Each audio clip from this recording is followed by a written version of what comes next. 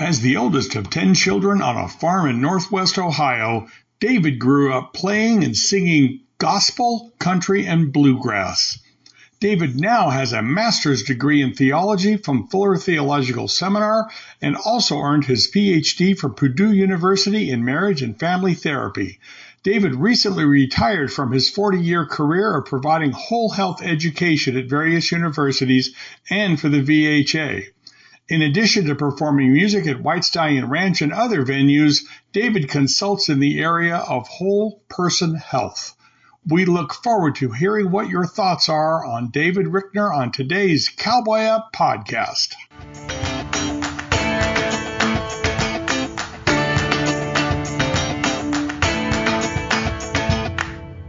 Welcome to the Cowboy Up podcast, where we talk all about things from the West.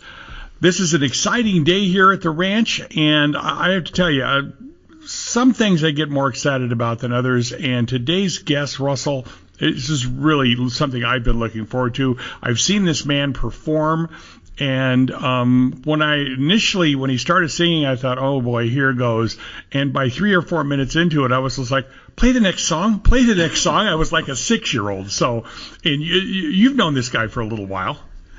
Well, yeah, and so that you saying that makes me tell the story, which I think every time David's been with us, I think 3 times now, I tell the story. So David, we had one cowboy singer who sang at our bonfire every Thursday. It was a long tradition. And David was hired by an outside group, and he was singing on our patio. I knew his wife from other stuff before, and so she was there, and there's David singing, and my brother pulls me aside. Michael says, I hate this kind of music. He says, you know that.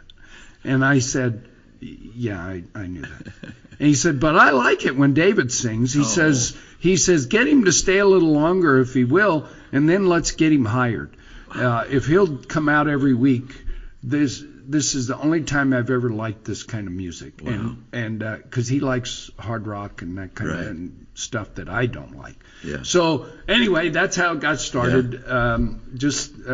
I guess that being the file folder under serendipity. But so David's been here every Saturday almost since. 13 years, I think, Russell. Yeah. And it's interesting. That gig that I did that time, I think Bill Gantz was originally asked to do it, and I was taking guitar lessons from Bill Gantz at the time. Right, who was our cowboy bonfire singer. Yeah, and he said, David, I can't make it. Could you go and do that for me? I said, Bill, I'm not ready to sing in public yet. I'm not ready for this. He said, yes, you are. You go and take my place. That was, I don't know if you knew this, Russ, but that was my first gig ever. I didn't know that. As a professional in public. That's amazing. And that was 13 years ago, and that's how I got my start. And you converted my... I hate that country music stuff. I wonder what it was that I did. I have no idea. You got to ask him.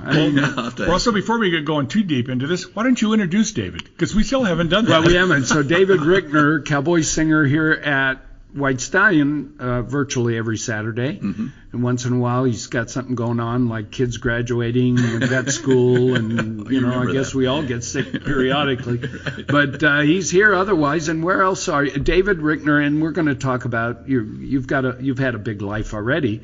Cattle rancher, hospitality owner, veterans counselor, and we'll talk about that. Grew up Mennonite. It's what a big story. Well, it's interesting. I'm just my resume's short. Dude rancher. Yeah, right. There it is. It's one line. So yours is pretty big. Where else do you sing? Let's just talk about that before, because you've got some other standard places here in Tucson. Right. Bill got you going. Bill's a local legend, by the way. Bill is a legend, and I can't say enough for his mentoring, for his guitar teaching. Without him, this wouldn't have happened for me. Wow. That's high praise. And Bill told me once when on the podcast, and Bill, I'm going to back up, because my son Stephen, when he was little, and Bill was out at the bonfire singing, and Bill was selling CDs, and so Stephen had to have one, and so we bought one. And Stephen thought that Bill Gans was the equivalent of George Strait. You know, I mean, it was Bill Gans. Yeah. Bill Gans is here today, Dad. And yeah, we hire him to be here on Thursdays, and that's what he does. But you know, he's done his stuff with the Tucson Symphony, and he talked about, is the word intonation or something about how they praise that. He said he was so proud of that. And he's he has multi-piece bands, and he's kind of retired now, but he is, everybody in music in Tucson knows who Bill Gans is. You know, Russ, I call him every once in a while to see if he'll come out of retirement to give me more lessons, because he just knows way more than I'll ever and no, forget. He won't do it? You know, he hasn't done it yet. I'm going to keep asking him to. You're going to keep pestering him, right? Pestering, yeah. But anyhow, I just can't say enough for Bill Gans and what he's not only meant to me personally, but just what a great musician he was. Is. Yeah, thank you. He's still with us. Young guy, shouldn't be retired. What's he thinking? Where else do you sing? Yeah, that was the question, wasn't it? So on Wednesday nights, I'm up at in Catalina, and 2 weeks of the two Wednesday nights I'm at Catalina Craft Pizza, and 2 Wednesday nights I am at Mi Tierra, the Mexican restaurant up there. I'm now getting a request from another restaurant up there, so I can't keep adding to my nights. Friday night I'm generally at Highfalutin, the steakhouse down on Oracle there, and I'll be there tonight. Every once in a while I play at the Views restaurant up in at once a month. I play at the Views restaurant on Friday nights, and that's up at Sun City, the golf resort up there. And then I also play in a bluegrass gospel band, and we practice every Monday night. So I have 4 nights a week where I am. What are you doing in your spare time, dude? Well, I got a ranch. So have you been to Highfalutin, Stephen? I have not, but I'm thinking about going there tonight now. Well, I cannot. That is, of its genre, it is my favorite restaurant, period, in Tucson. Really? It is brilliantly decorated, designed aesthetically. It's not a big restaurant. It's kind of average size. It's really Western. The food is fantastic. It's fair. I mean, I can't say no. I don't get there enough because if we're going to go out and eat, we're sometimes got this little window of time. Yeah. We don't get there enough. But it is a fantastic place. Wow. I can't give it literally can't give it a high enough review. It was my favorite restaurant in Tucson as well, and I'd go in there and got to know Mo, the owner, and this was right when COVID hit. He had a band in there that was playing, and they didn't want to play anymore because of COVID. And he asked me, he said, David, he said, would you mind just filling in for a night and see what you think, and I'll see what I think. And that was right at the beginning of COVID, and I've been there ever since. But I was there because it was my favorite restaurant in Tucson. Steaks, seafood.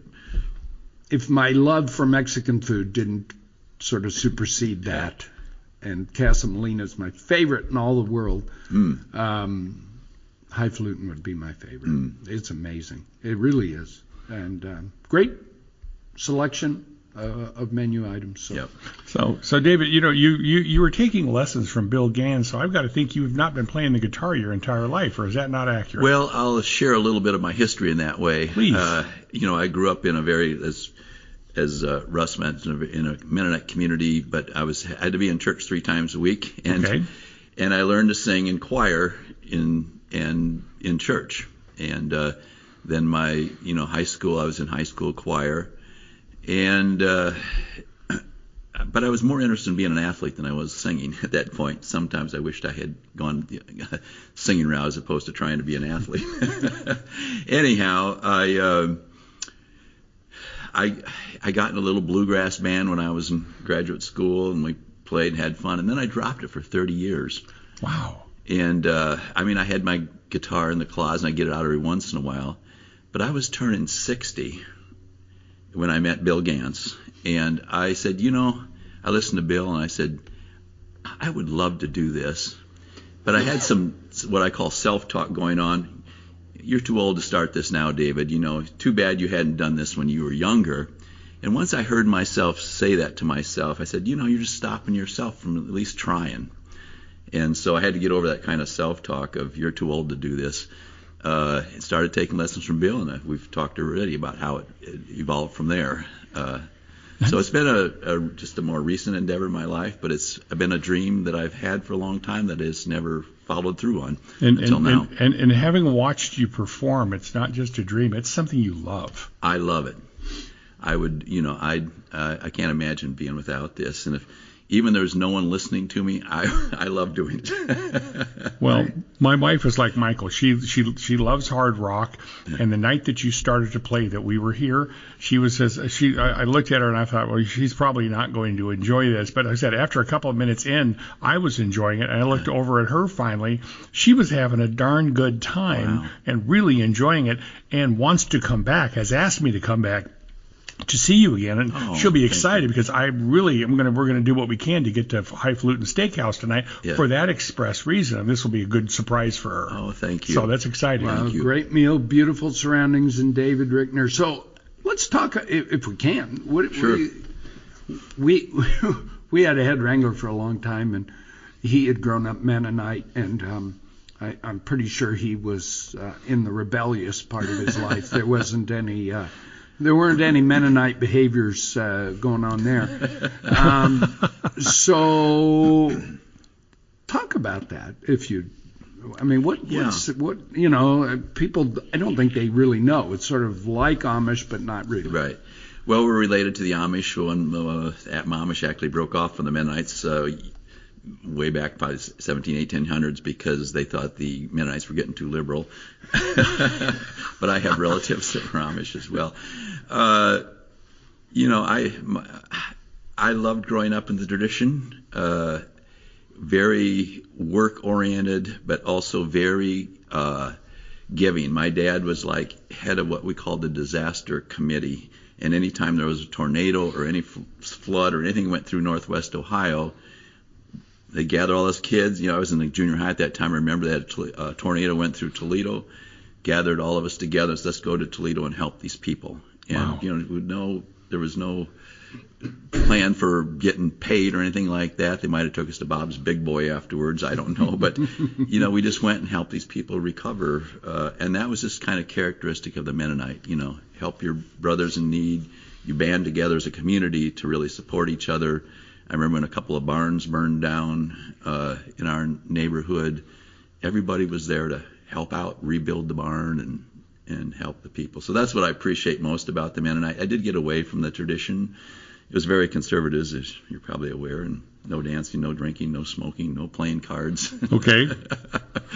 But that wasn't really important to me at that point. What were the liberal changes within the Mennonites that drove the Amish off? I'd have to think about that a little bit more. Because you said 1700s? Yes. So it wasn't driving cars. No, it wasn't that at that point. That's a good question, Russell. I'll have to look into that. I don't even know what exactly it was. I just know that they thought the Mennonites were just getting a little too... They were out of control. Too liberal. So today, Mennonites can drive. Oh, correct? Yes. There isn't this no grid electricity stuff or any of those things. No, yeah, exactly. My dad's parents were very conservative Mennonite, and mainly had to do with, that I remember, things like dress. My grandmother could never cut her hair. She wore a little bun on top of her head. She always had to wear. They always wore black or gray. They couldn't wear any other colors. Men could never wear a necktie because that was only for adornment. And it's interesting, in the church of my dad's church that he grew up in, there were no instruments. Because somehow instruments could create that beat that would get people excited. So they did great 4-part harmony singing. The men sat on one side of the church, the women sat on the other, and they did this great 4-part harmony singing. So that was a tradition my dad grew up in. My mother's was much more liberal, but But also Mennonite. No, actually, it's, again, we're getting into my, I don't know if you want all this history, but I think it's interesting.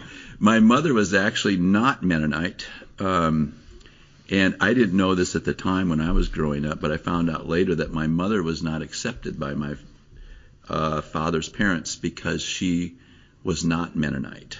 But she agreed to go to a Mennonite church, but not the same church my dad grew up in. So my dad's parents had told them they were not going to attend the wedding because they were not honoring that. And they ended up coming anyhow. I have pictures of them there. And they went to a much more liberal Mennonite church. And the one my mother told me later in life, she said the one tradition I could not stand in the old Mennonite church is they had a foot washing ceremony where they'd each wash each other's feet. I couldn't stand to wash an old man's foot. Yeah, that would take several people out of the mix, I think. Anyhow, so by the time I came along, then my mother was well accepted in my dad's side of the family, and because she was such I had an angel of a mother, and she would just not let anything like that bother her. Interesting. I mean, just as a side note, to get started and to be able to start doing this podcast, one of the things Russell asked me was to wash his feet. So I don't know, it didn't go well, but Nah, that was polishment. Oh, okay.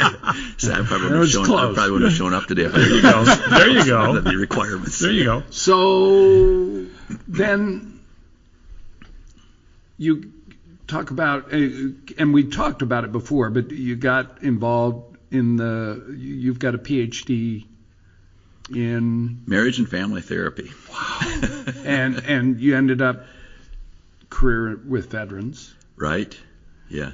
And that was kind of down the road from the career with veterans was actually no, I did work with the Navy for 25 years too, doing some of their behavioral programs with the Navy. Wow. So when you started, what were you doing? So I graduated from college, again, pretty conservative school. Wheaton College was a very Baptist, conservative school. Where is that? Because I'm Wheaton, Illinois. Okay. There was also a Wheaton College that's a girls' school on the East Coast, but this is Wheaton, Illinois, about 25 miles west of Chicago. Mm-hmm.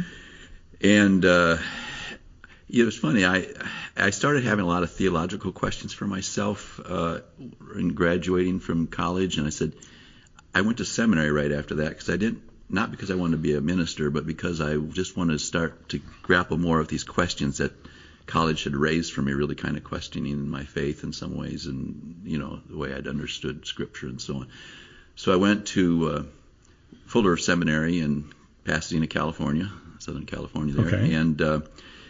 And they were starting a marriage and family program at the time I was there. And again, wasn't there just to get, to get a degree. I was there because I wanted to explore these questions. But I decided, I really like the idea of helping people with their relationships. So I'm going to apply for this master's in marriage and family therapy, which I did. And then my first wife at the time wanted me to have a Ph.D., so she had filled in my applications to go to Purdue. Wow. I didn't really want to go, but she filled. And they only took 4 students out of 96 applicants, and I was one of them, so I figured I better go. Excellent. Well, on that, I just looked at the clock. We've gone long. So no, that's on me. So we're going to come back and talk about how you got bullied into a Ph.D.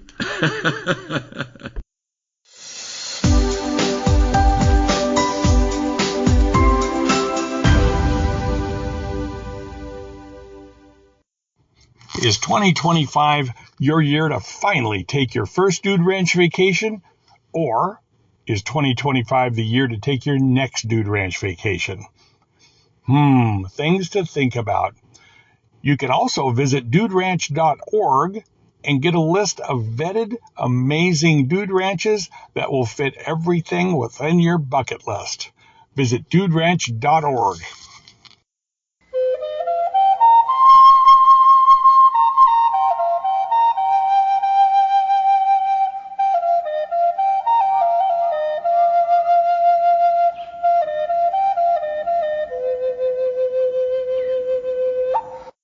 Okay, David, I've got a question. During the break, I was sitting here contemplating the things that you said and the different directions we've gone.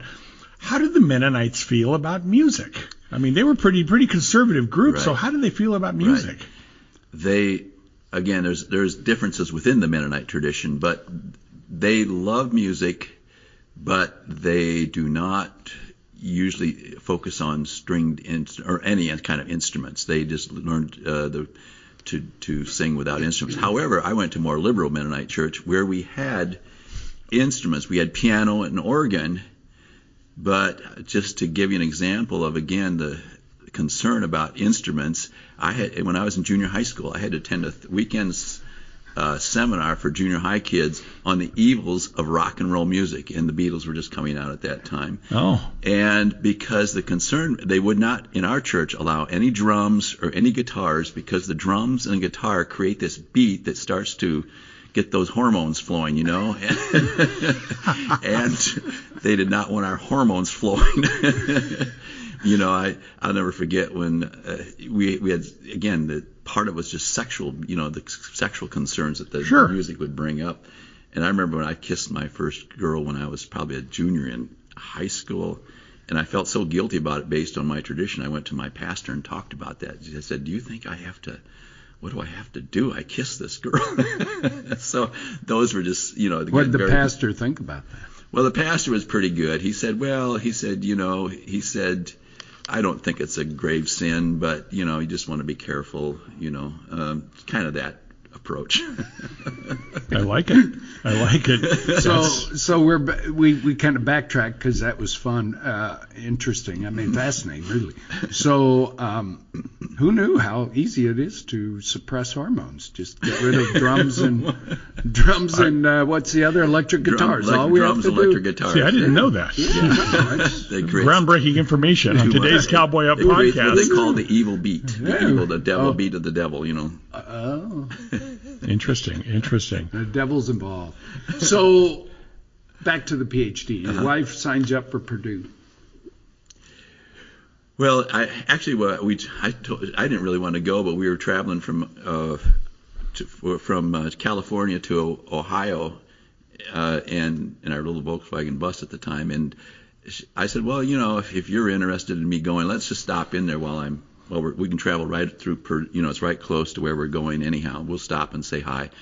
So I stopped and I met the person who became my major professor, and I liked him. I really liked him, and he really liked me. And I met a couple of other people, and I said, you know, this could be a really good place to be. And then his name was Wallace Denton, and Wallace said to me, he said, you know, we really enjoyed our conversation with you today. Why don't we just consider this your interview so you won't have to come back for an interview? So I was probably really relaxed. I wasn't considered an interview for a position. Nice. Okay. So I really appreciated the years that I spent there with great faculty. And I never did marriage and family therapy when I left there. But I appreciated the background it provided me to do other work. So we had Theo Windish, who's with BCI, the charity, the veterans charity that we do here, and he what do you call himself? A behavioral analyst. Analyst. I think. Behavior analyst. So he takes a behavioral approach to psychology, not the Freudian psychoanalyst stuff. What did you learn? Which approach? Because I mean they're fairly divergent, right? Yes, I mean I ended up going the route I worked in behavioral health, what I call behavioral health the whole when I started, and when I got my degree I knew I wanted to live in Tucson. I toured the Southwest for 2 months to figure out what city I wanted to live in. Once I got my degree, I had my windsurfer on one side and my skis on the other side of the car. Wherever I could ski, I'd ski. Where I would windsurf, I'd windsurf. But I came down to Austin, Texas, and Tucson were my two favorite cities of the Southwest, and I chose Tucson, and I've been here ever since. And I thought I had a job. My major professor knew someone at the conciliation courts here in Pima County, and at that time they were doing marriage and family counseling for people who were getting divorced and make sure this is what they really wanted to do. I came here thinking I had that job. I didn't. And that's when I learned about another job at the university that was supposed to last 6 months only. and it was an opportunity to travel around the globe to work with the Navy and provide drug and alcohol prevention for the Navy. It was a very behavioral-oriented kind of program. I said, well, I could do that for 6 months. I get to travel around the world to different Navy bases, and I ended up doing that for 25 years. The University of Arizona had the contract for most of that time. So that's what I was going to ask. So you were working for the university under a contract with the Navy? Yes, that's how I got started professionally. That was my first professional job. And you parlayed it into something, it sounds like. 25 years, you had a lot of contact, a lot of impact. Well, it's interesting. And the other thing that happened that you might be interested in, Stephen, is I, about a while after that, probably I started in 83. In 95, Dr. Andrew Weil was starting his program in integrative medicine at the University of Arizona. Okay. And I got to know his assistant at the time, and he wasn't in the university system yet. And she said, David, we need someone like you to help him get the integrative medicine program started in the University of Arizona. So Andrew hired me to be his assistant. Wow. To help get the integrative medicine program set up in the University of Arizona. So that's how I got even more involved in behavioral health, was through his program. I took on, I worked for 6 years there in that program, really focused on the behavioral side of health. And the behavioral side of health still does not get the credit it needs, and it doesn't get the attention it needs either. Well, I don't think so. In fact, this is part of my history. I went on from there. Our medical director at the time got hired then by Duke University to start their integrated medicine at Duke University, and she asked me to come there and help start their health coaching program. Okay. And health coaching was not a big deal at the time. It's become much more prevalent today. But that was you simply worked with people to help them create the behavior changes they wanted in their lives to make themselves more healthy. And then she went from there. This is where the VA comes in. Dr. Tracy Gaudet went from the Duke University to the VA, and she called me again and said, David, I really want you to help me get this program started in the VA, which was called the Center for let me get this right here. I can't think of the office's name. I'll think of it here in a second. But it was really focused on changing the way the Office of Patient-Centered Care and Cultural Transformation. Wow. To really change the way the VA was doing medicine. And everything we've done is still active today. And back to your question, this behavioral health, what we really did is focused on, first of all, we call it empowering, equipping, and treating. So focusing on empowering people to take charge of their life and health, because it's not the medical system that's going to help, in the long run. Well, that's a fact. Yeah. So we try to get people to get more engaged, and we do this by asking themselves the question, what really matters to you in life? What is your meaning and purpose in life? And what do you want your health for? And when people start to relate their health to what they really want to do in life, and something that really matters to them, or something that's their purpose, then they get more engaged in taking care of themselves.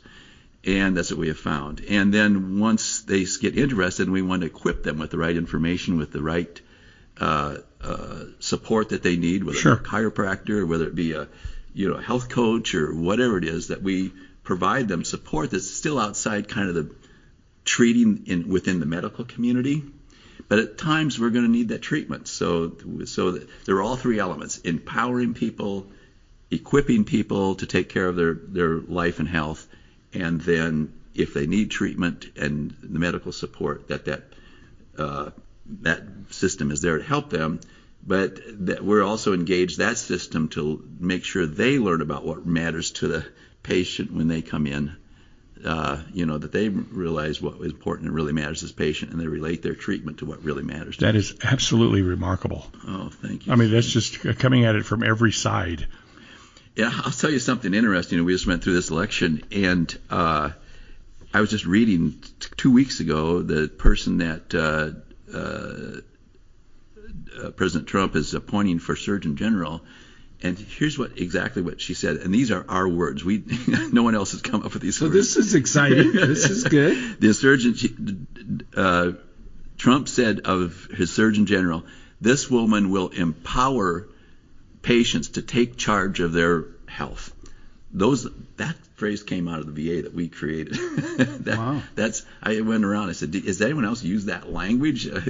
So I said, "Here's an opportunity to continue to." So I'm not sure everybody knows. I mean, here in Tucson, Andrew Weil is a virtual celebrity. Right. I don't even know does he still practice or? Yeah, he still is, and he's just. In fact, this last year I went. He just opened their brand new facility, their brand new center. Yeah. It's an integrative medicine center. It's a gorgeous center, and it's based on, they did all the principles of how to design these spaces was based on the principles of integrative health. Because he, you had to wait a year to get in to see him or one of his top level. Right. But you talk about the new or incoming Surgeon General. I was going to ask you, just not trying to be controversial, but he is controversial. RFK Jr. coming in as HHS secretary, maybe. What do you think of him? Well, he's a disruptor. He's a disruptor, and I think he really. I think even the most liberal of my friends believe that he is saying some things that they're excited to hear, and that is, changing our big agriculture industry, changing all the potential, pollutants and chemicals we get and so on in our food, in big ag, and so I think people on both sides are excited about the possibility of what RFK might do. Well, I am, and I am and was an RFK fan. I think it's interesting because some on the harder left and the harder right are big fans, and then a lot of the sort of establishment is, well, he's a vax kook, and he's just an ambulance chasing environmental lunatic. And I think it's fascinating because I read an article that some of the food producers are already dropping some of the dyes and different additives. Exactly. They're getting rid of them in advance of his arrival. Wow. No one even knows if he'll get confirmed. Right. And they're dropping these things that aren't allowed in Europe and UK. My wife from the UK goes, we can't. They don't allow that stuff where I live or lived. So it's interesting. It's a real fascinating thing. So maybe you write your own music. We're back to kind of how we started, music, right? And do you have something you want to finish up with? Well, I'll be putting my guitar on while I'm talking to you, and I hope I don't get away too far from the mic while I'm doing this. I'm so happy you asked, because I'm looking at this guitar going, are we going to use that, please? Let me get my guitar on here and take a second. And we know we once before talked about, tell us the guitar. This is a precious guitar. Well, I can relate this guitar to the song, too. Oh, perfect. That's perfect. I want to do a song I wrote. I grew up, in Northwest Ohio there. We were not cowboys, but we raised beef cattle and feedlots. So I spent my high school years helping, farming, raising beef cattle, and so on. And but I found a picture of myself when I was in kindergarten back there in Northwest Ohio. And there I was in kindergarten in my cowboy outfit. I had on my cowboy hat. I had on my cap guns. I guess we could take toy guns to school back then. I don't think you can do that now, but we used to take real guns to school. There you go. In our car, they'd be in the rifle. Yeah, exactly. And I had on my Acme cowboy boots, and I was holding a girl's hand on both sides of me. I'm looking so proud standing there in my kindergarten class. And that picture reminded me of how bad I wanted to be like Roy Rogers. He was my hero at the time. Yeah. And some of you out there may not know Roy has been around for a long time, but he also had a singing group called the Sons of the Pioneers, which started in 1933. They formed, and they were my heroes. And so the song I'm going to sing is really about the title of the song is "Could Have Been a Cowboy If I Had Followed My Heart." So I didn't do, back then all I dreamed about was being a cowboy, and I didn't follow through on that until I got my ranch, but when I turned 50 is when I got my ranch, and then I started riding horses. At that time, I'd really never ridden before. I wanted to ride horses when I was a young boy, but my dad had a good friend whose son got killed by falling off his horse. He's about my age, just a young guy, got killed by falling off his horse, got his foot caught in the stirrup, drug him through the woods and killed him. So that my parents had never let us have horses. Anyhow, I always wanted to be a cowboy. And like I said, the Sons of the Pioneers are my heroes. Now this is back to the question about this guitar. One of the original founders of the Sons of the Pioneers with Roy Rogers and Bob Nolan was Tim Spencer. Tim Spencer, they formed in Hollywood. Tim died in 1974, but I got to be friends with his son Hal Spencer through the Western Music Association. And right before Hal died a couple of years ago, he came to me and said, David, I went up there to see him. He said, David, I would love if you could buy my dad's guitar from the family. So this guitar I'm holding here and going to play is a 1946 Martin D18. Wow. That was owned by Tim Spencer of the Sons of the Pioneers, who were my, that group of my heroes growing up. So this is very, very special for me to be able to play this. So I do mention the Sons of the Pioneers in this song. The first line I mentioned Roy and Gene. Of course, it's Roy Rogers and Gene Autry, who were two of my favorites. So the song's entitled Could Have Been a Cowboy If I Had Followed My Heart. Here we go.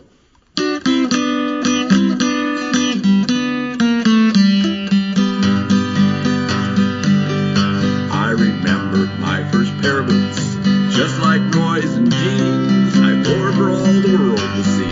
Outside my blue jeans, I remember those 6-shooters, how I handled them with pride. Always knew I'd be a cowboy, as on the range I'd ride. Oh, but then I stopped my dreaming as life got in the way. I finally had to grow up, put away this childhood play. And now in my life's sunset, maybe too late to start, but I could have been a cowboy if I had followed my heart.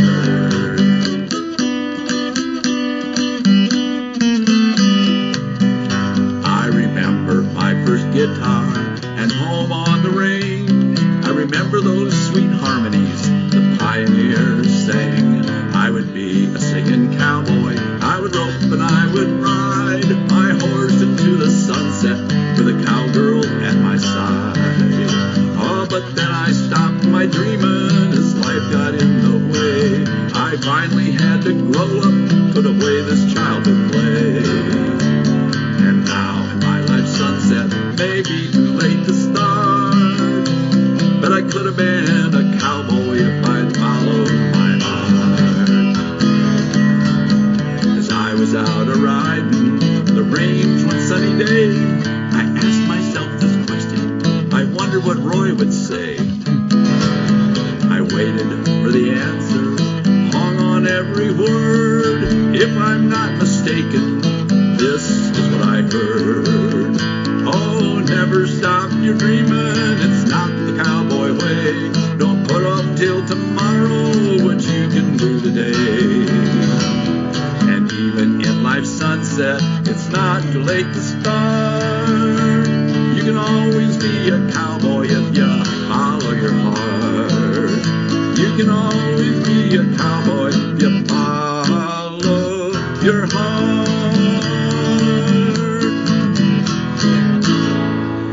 That is remarkable. Thank you. I guess I would like to leave with that message. I think no matter what is being a cowboy or whatever, I think we're never too old to be following our dreams and our hearts. So that's the message I'd like to leave y'all out there, the listeners today, with that.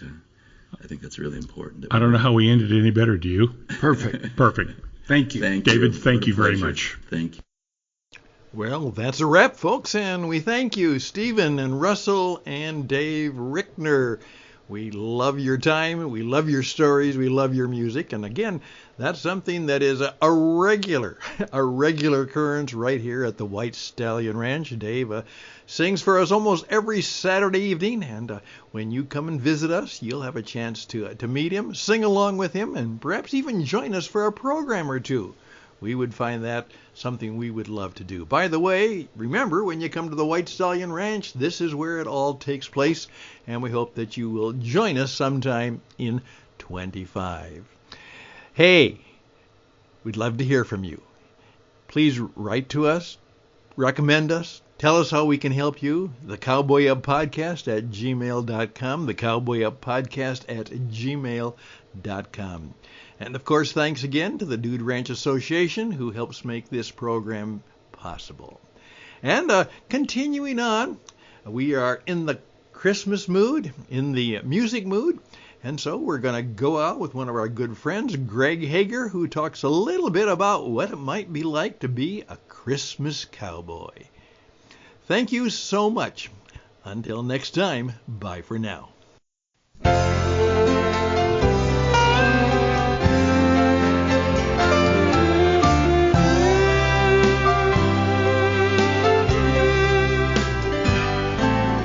Christmas and cowboys and great northern lights. It's warm by the fire on December nights. 2 months of riding, he soon will be home.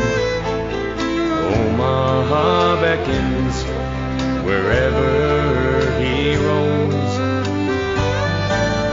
And off in the distance, the hazy skies glow. He'll make it by nightfall, and it's starting to snow. He's got someone waiting back there by lamplight. The soup is still stewing, the stoked fire bright. And joy to the world's on his mind, and peace for all men is what he's hoping to find. The season is merry, the reason is right. It's not about Santa, but Jesus tonight. It's not about Santa, but Jesus tonight.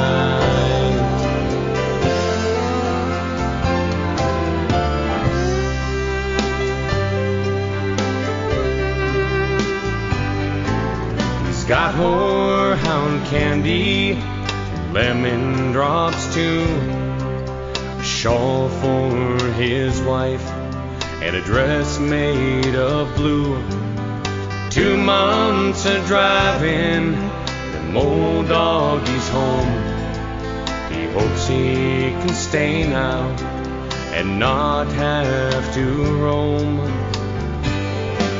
And joy to the world's on his mind,